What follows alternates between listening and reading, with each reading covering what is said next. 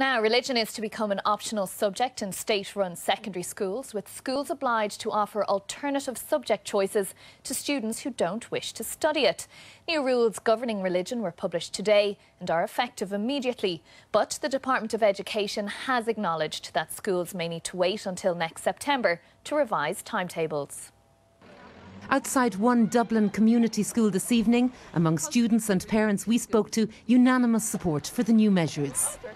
It's a good idea because, not everyone is religious. I'm probably quite religious myself, but in terms of having it as a compulsory thing, it feels a bit harsh. I think it's a very good idea. And what would you choose? I'll choose religion because I love religion. I'm atheist myself, so I think it's good to be able to choose. If they can learn it if they want, and if they don't want to, they shouldn't have to learn something else. Students have a constitutional right to not study religion, but in practice the subject is compulsory in schools, including state-run so-called multi-denominational schools.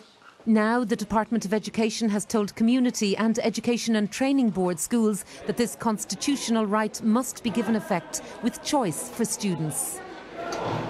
We're moving religion, which would have been compulsory effectively, to being an option. So schools have to manage their resources to offer options that are compatible. Jane Donnelly has been campaigning for change for 18 years, ever since her now adult daughters were affected. At last, the state has moved to protect the constitutional and human rights of children and their parents in state schools. And I'm delighted with that. But schools have warned of significant resourcing issues with implementing the change. Today's announcement means that almost half of the country's secondary school students now have a choice. But nothing changes for the other half. They attend religious-run schools that are not affected by these new rules. Emma O'Kelly, RTE News.